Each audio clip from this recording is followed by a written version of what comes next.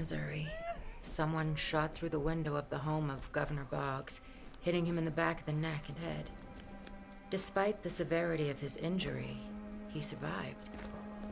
The recently apostatized John C. Bennett wrote Boggs, telling him that the prophet Joseph Smith had ordered Porter Rockwell to do it.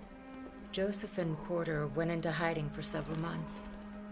Eventually, my son was captured while trying to get back to Nauvoo from St. Louis.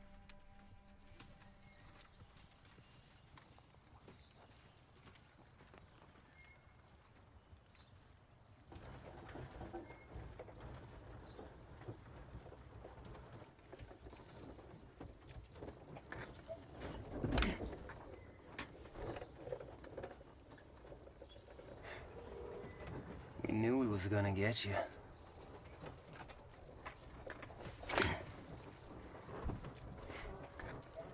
Almost a year gone by out on a run like that. Who'd have thought one of your own be turning you in? Straight out of the Mississippi for the bounty on your head. You ain't so smart.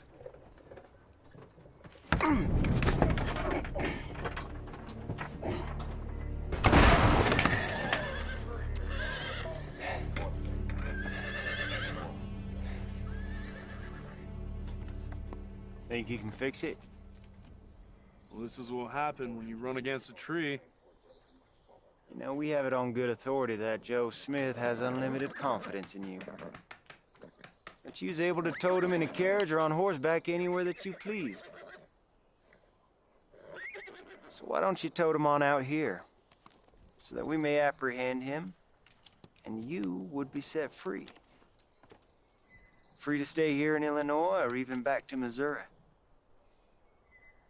And any pile that you would name the good citizens of Jackson County would donate, club together, and raise. And you should never suffer want again.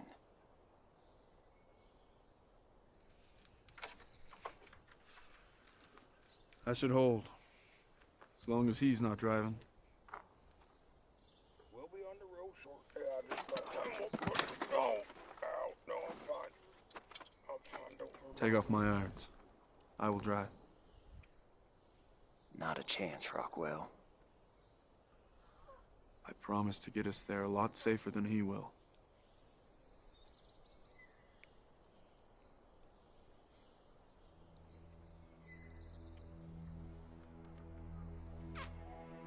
Porter was the prophet's oldest friend, having known him longer than anyone else in the church, save members of Joseph's own family.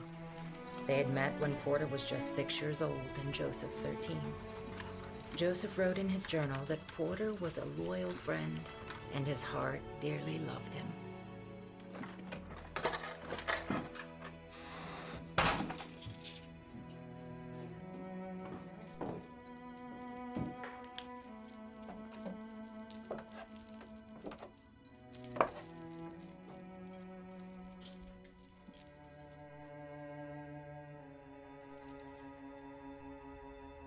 You deliver Joe Smith into our hands, and you can name your pile. I will see you all damned first.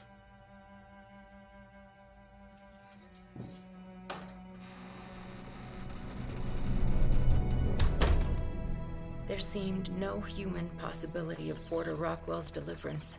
His murder was decreed before his arrest, and no one of the brethren would be permitted to enter Missouri to assist him with advice or bail under penalty of death.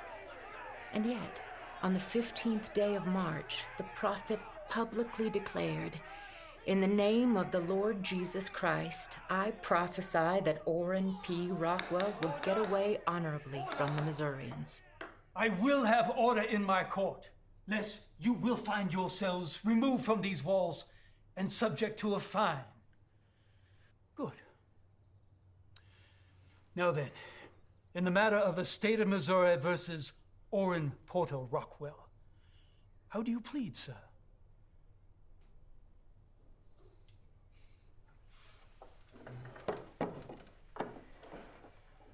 Not guilty.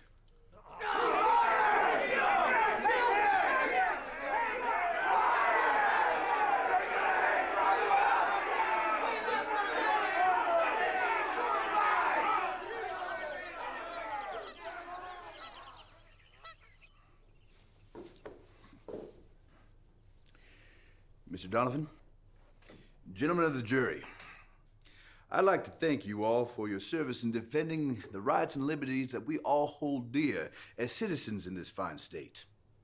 As such, it is our duty to remind ourselves what it means to be a citizen. Some say it is being honest and trustworthy with our fellow man. Some may agree to that description and add that it's respecting one's rights and one's individual properties. To our female population, they may argue that implies to have a compassionate nature towards all. Well, it's neither here nor there when an outsider tries to snuff out the life of one of our own. It should not matter who it is or what title they possess. No, an assault on one of us is an assault on all of us. Would it be different if the assault happened to you, sir? Or you? Think on it. You're home, reflecting over your day. You're digesting a wonderful meal prepared by your missus, collecting yourselves. Your children play near your feet. You can almost feel their laughter. Your missus calls from the other room, and then it happens. Your world's tossed. Your wife shrieks at the sound, screams uncontrollably. Your children cry, and you instinctively reach for the back of your skull. It's moist. Blood stains your fingers. You start to choke on your own flesh. Gunpowder resonates in the back of your throat because there is a bullet that has lodged itself near your esophagus. Somehow it is ripped through the back of your skull and you are unable to breathe. You're praying for death, hoping he finds you. But gentlemen, you are awake through all this. Now, thankfully, this tragedy did not befall on any of you. No, you were at home, safe in your beds, surrounded by your loved ones, while the former Governor Lilburn W. Boggs flailed around like a fish out of water, gasping for air. Because this coward shot him in the back in the dead of night. Gentlemen, you will be presented with evidence and testimonies that will condemn this foul creature and put an end to this delay in justice. Remember, he is not one of us, nor is he a citizen of this great state. For if he had been, he would have known how to behave. For we do not condone such barbarianism. We are not like our neighbors to the east. No, we live a higher law. And that is why we find ourselves here, under this roof, upheld by the Almighty. I trust you gentlemen to do the right thing. Thank you.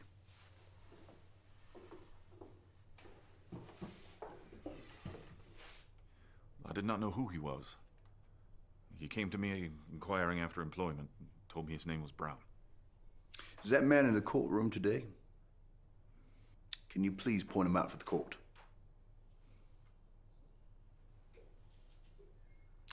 May the jury recognize that the defendant has been identified. Thank you, Mr. Ward.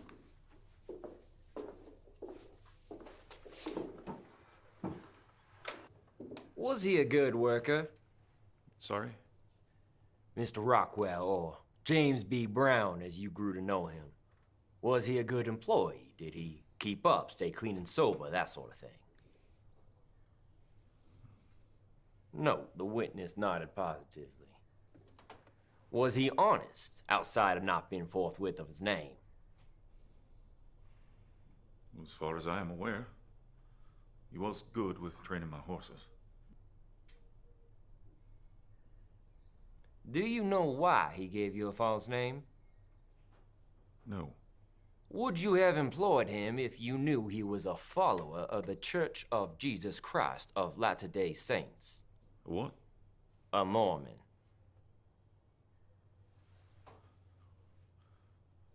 No, perhaps not.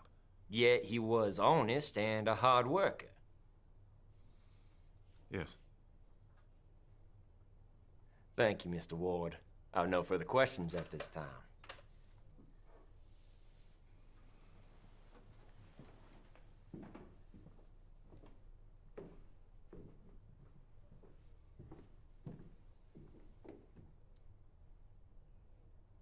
Mr. Eulinger, the weapon that was found at the governor's home the night of the attempted assassination was one that you claim to have had stolen nights before.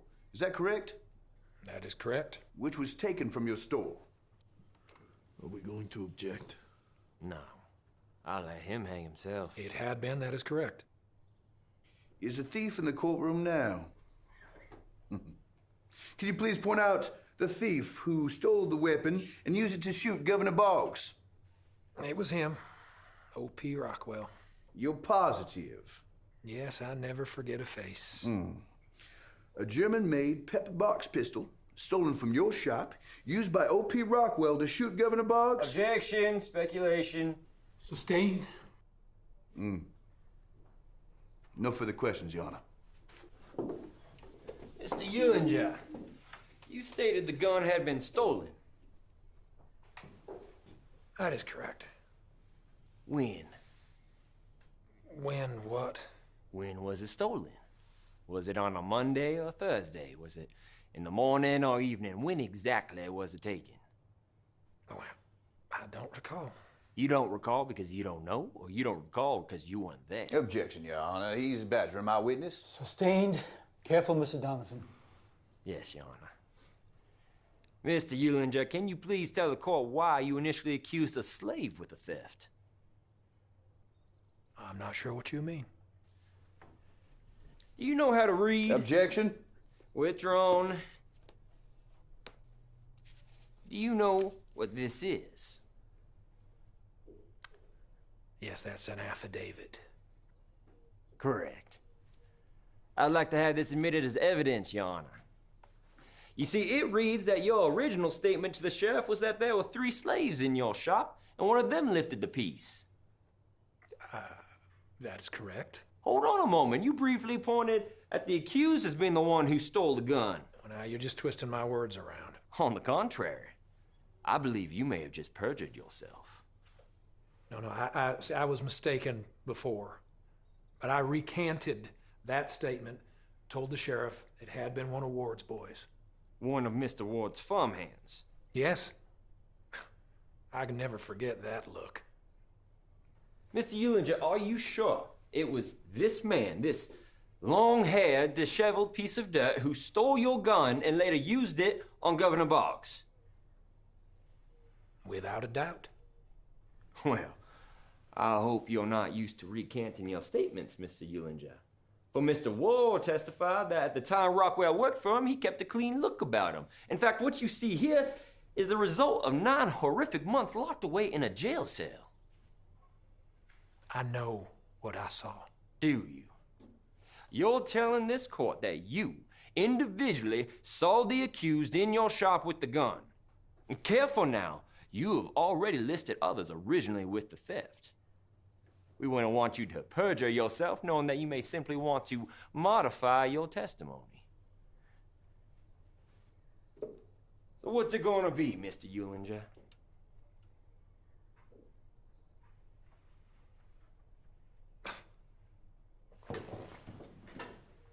Mr. Eulinger, you have not been dismissed. I'm finished with him, Your Honor.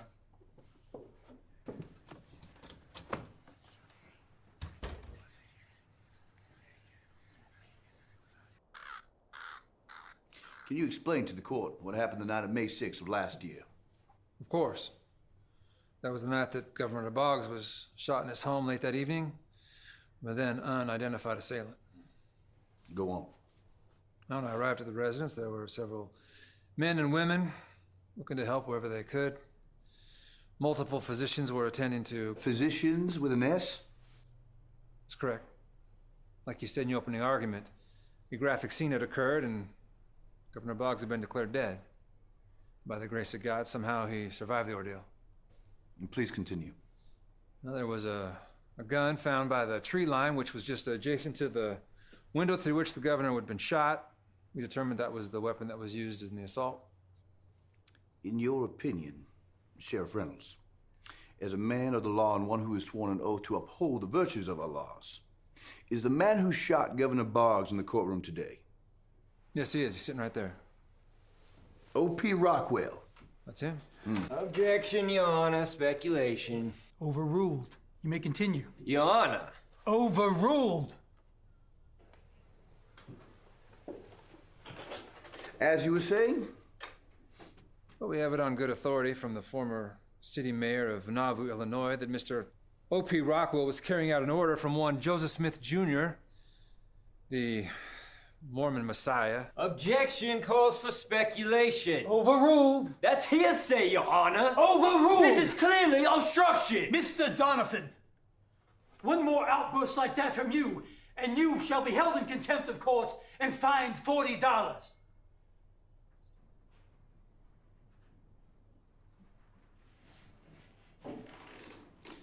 Well then, as to summarize your testimony, the governor was shot by a gun that was found on his property, and in your opinion, that one James B. Brown, forgive me, Your Honor, that O.P. Rockwell was the shooter.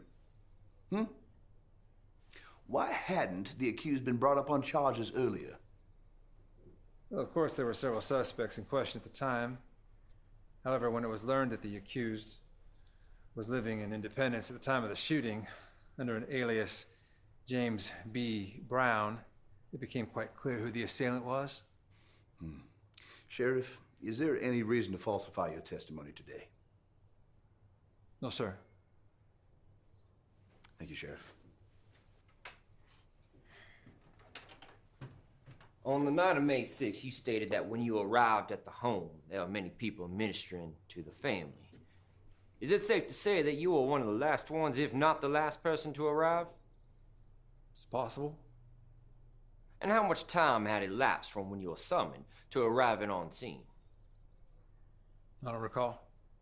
Is it possible that between the time you were summoned, the time you spent to arrive at the governor's residence, and the time before you began investigating for any clues, that someone might have planted the gun used to shoot Governor Boggs, considering you're one of the last ones to arrive?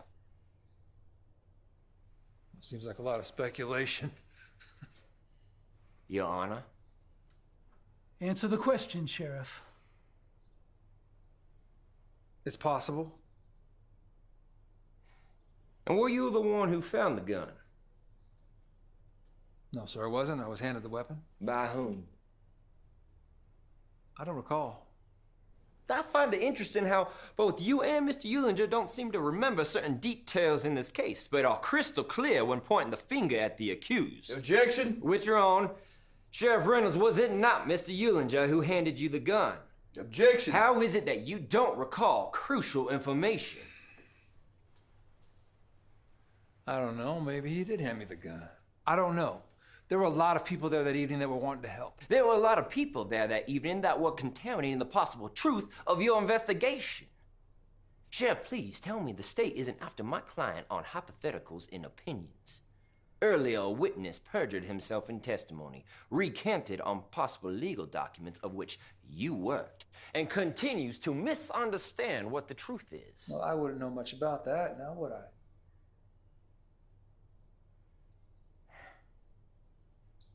You told Mr. Robinson that you had no reason to falsify your testimony today. Is that correct? That's correct. Good. Then can you tell the gentlemen of the jury why you tried to bribe the accused with $2,000 in gold while he was still in jail? Objection, Your Honor. The sheriff is not the one on trial here. He will be if he's obstructed justice, Your Honor. Where are you going with this line of questioning? To the truth, Your Honor. Your Honor. The truth. Your Honor, please. They're grandstanding, unwilling to give actual testimony that binds my client, Mr. Rockwell, to the crime. This is a spectacle for all to see, and an innocent man sits on trial because of his connection with one Joseph Smith, the Mormon prophet. All the while, the sheriff willfully attempted to bribe Mr. Rockwell to lure the initially accused, Mr. Smith, as was charged by affidavit of the former governor, Boggs. They knew the former mayor of Nauvoo's testimony, one John C. Bennett, would not be upheld in court unless a standing officer of the peace were to drop it in his testimony. There is a deep conspiracy here, and I'm willing to shed light on this for all to see. Your Honor, this is a grotesque power play to slander an honest man of the law. Yet we could tearfully berate an innocent man who's all but found guilty due to the connection we all know he has. Your Honor, these are blatant attacks to attempt to persuade... Then let him answer the question. If he has nothing to hide, the law will prevail in his favor. Your Honor.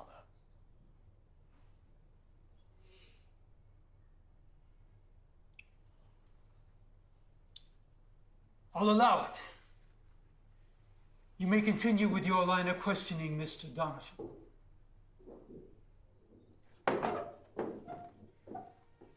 Sheriff Reynolds, did you try to bribe the defendant with $2,000 in gold in order to lure Joseph Smith back to Missouri and stand for the original charges put into place by former Governor Boggs?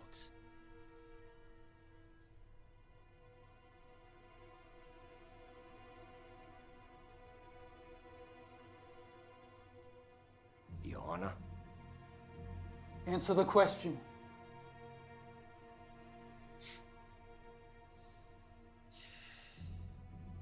Your Honor, I respectfully decline to answer any questions that would invoke my Fifth Amendment privilege of remaining silent. You're pleading the Fifth? I respectfully refuse to answer any questions. Careful now. Your tongue might betray you. Can you tell the court why the original person of interest, one silversmith by the name of Tompkins, was not charged? He fit all the descriptions issued by local neighbors of a man running from the area that night, no? I respectfully refuse. Can you tell the court why Mr. Eulinger was not considered a person of interest? He himself being a business rival with Boggs, no? You must have found it strange that it was his gun that was mysteriously stolen days before, and he was the one who handed it to you at the scene of the crime. Yet neither of you can recall certain details when connecting my client to the actual crime. Is it possible that one of the many people that were at the home that evening might have been the actual suspect who shot Boggs while hidden in the shadows? Still nothing, huh? Is there anything that you would like to say to this court that may help you sway this jury to the truth? I respectfully refuse to answer any question. Yes, you've heard it before. And while your testimony today may be truthful in your eyes, it is the farthest from the truth that we seek today. He's finished, Your Honor. You are excused.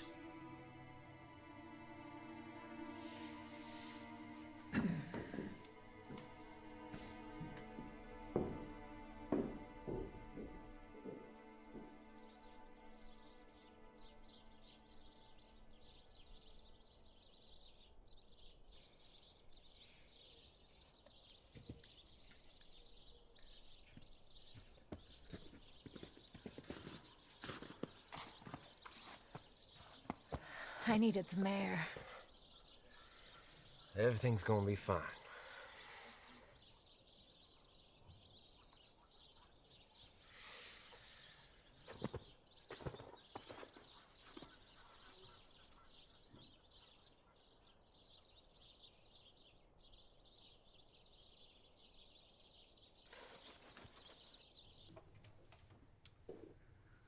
The state calls Orrin Porter Rockwell to the stand.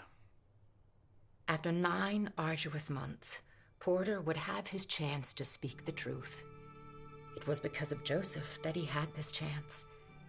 When hearing of Porter's plight, Joseph took his hat to the temple construction site and collected the money for a lawyer. Joseph also wrestled the biggest, strongest man at a carnival and beat him soundly. Between the money donated by the workers at the temple and the prize money earned in the wrestling match, Joseph had given me $200 to hire Alexander Donovan to defend my son.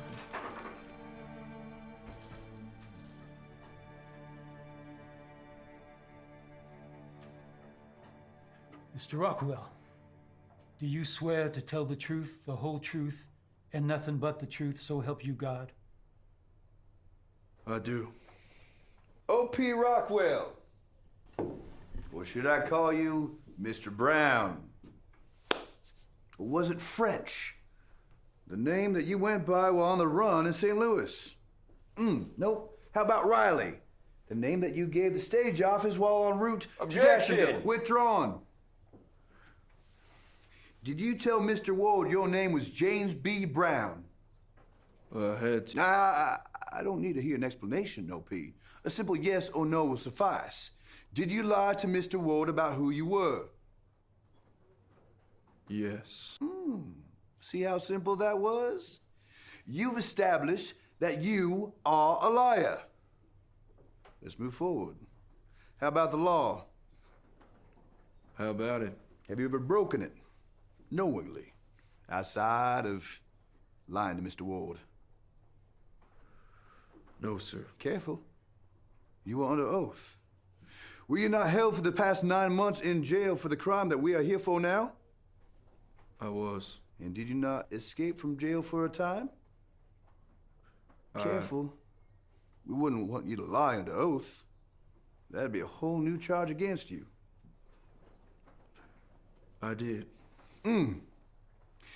You're a professed liar, and you broke out of jail, which is breaking the law. Sir. O.P., it is my turn to speak. While you were attempting to break out of jail, did you not, in fact, knock down the jailer's wife to get outside?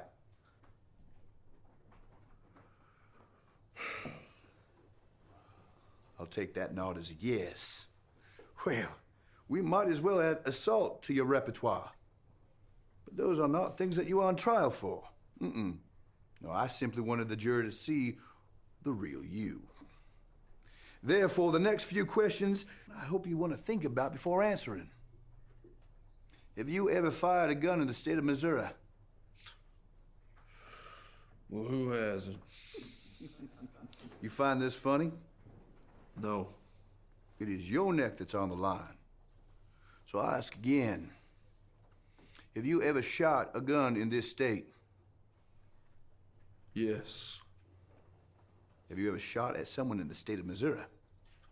If they had it coming. I'm glad this amuses you. You heard it, gentlemen. If a person had it coming, he would shoot them. That's not what I said. Oh, but that's what you meant. If someone had it coming, you would shoot them. Now, did Governor Boggs have it coming? Hey, eyes up, boy. There's nothing down there but regret. I'll ask again. Did Governor Boggs have it coming? Yes, he had it coming. And you wanted him dead, didn't you? Yes, for everything he did. That's perfect. A clear answer. You wanted him dead, so you came out here. You waited until the time was right. You stole a weapon of convenience, then you shot him in the back under the dead of night. No. No? No, I did not. But he had it coming. From your own mouth, you wanted him dead. He abused you, you and all your people. In fact, there is an executive order that permits every citizen of Missouri to drive out your people, and if they cannot be driven, they are to be removed by any means necessary. Now, are you familiar with this act?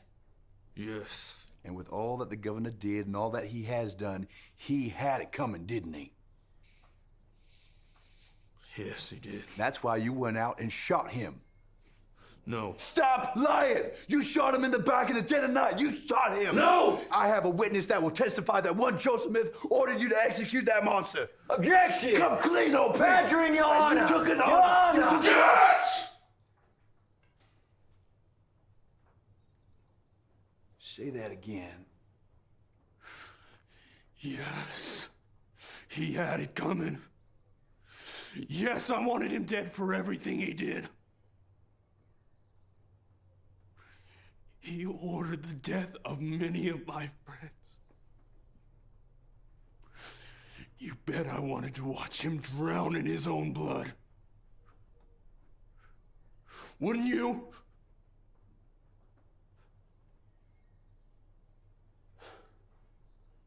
Thank you, Porter. I'm not finished. You asked me if he had it coming. If I wanted him dead. Yes. Yes to everything. But did I shoot him? No. No, sir, I did not.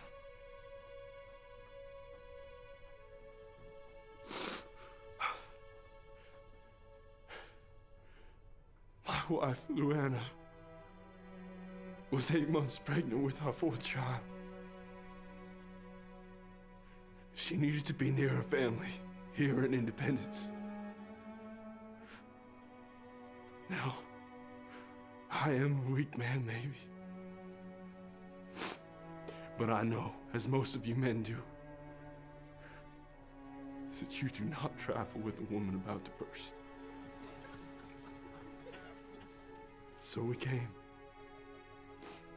And she delivered, surrounded by family. But I still needed a wage while we were here. And so I lied to Mr. Ward. And I'm regretfully sorry for that. I am. But I have been honest in all of my dealings. Even with those who want me dead. It's like you said in the beginning, Mr. Robinson. It's about having compassion to all.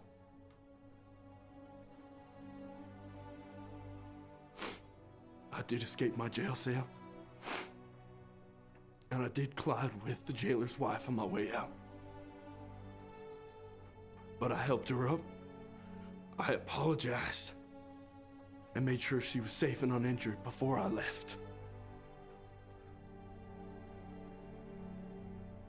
I may have dark feelings towards Boggs. But this crime won't hang on me. You'd known if I'd done it. And why is that? Because you'd be trying me for a murder, not the failure of one.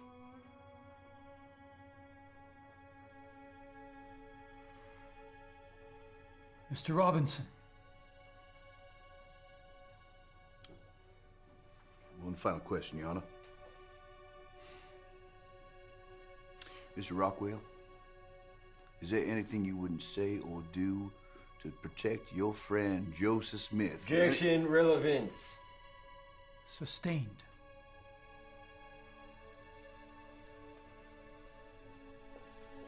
I love Joseph. I would do anything for him. State rest, Your Honor. The floor is yours, Mr. Donovan.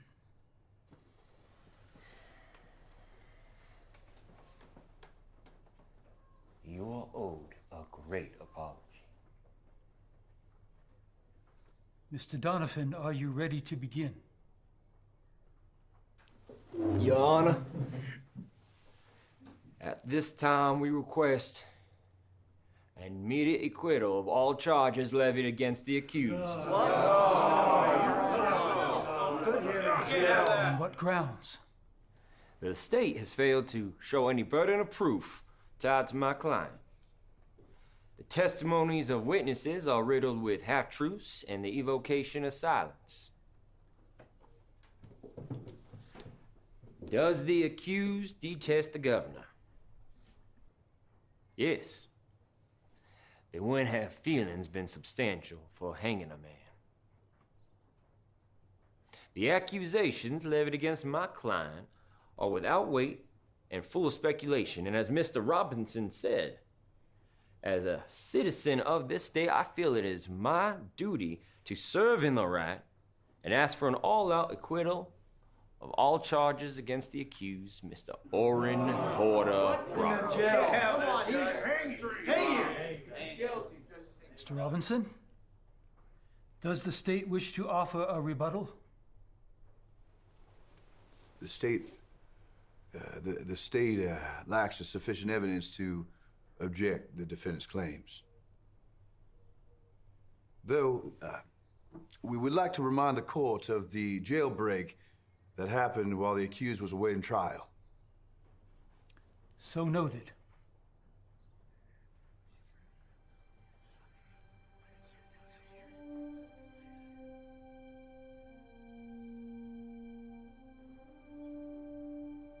Orrin Porter Rockwell, will you please stand? For the heinous crime of attempted murder in the first degree, which was committed on the evening of May 6, 1842, it is the finding of this court that the state has failed to provide sufficient evidence to acquire a burden of proof necessary to continue this trial. Therefore, Mr. Rockwell, you are absolved of all wrongdoing in this case.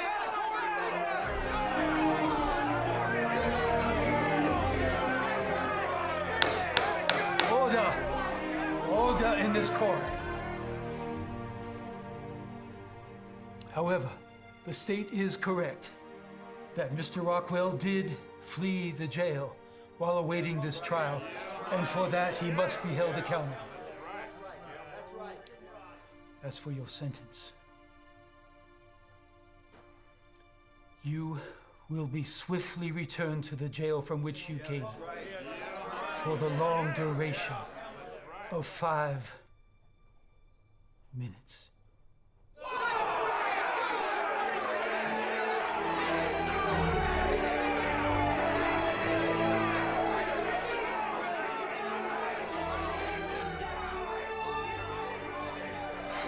Take cross country by foot.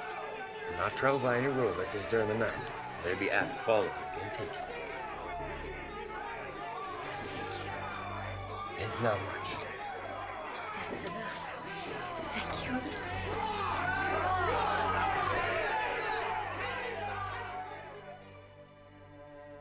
I traveled with him for a time, but it became too dangerous for the both of us. A mob on horseback had passed us while we hid in the trees and bushes. They were making threats to kill us. Porter sent me ahead as he traveled alone.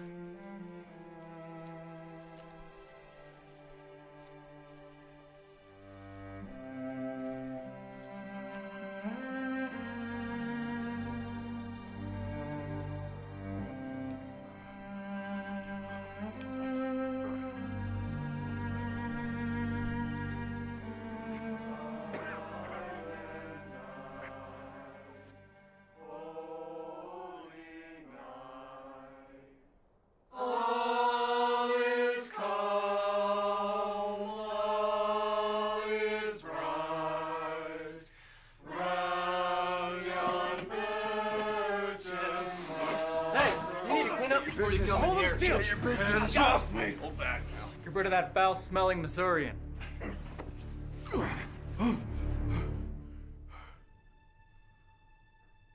Porter? Joseph. Porter. It's Porter.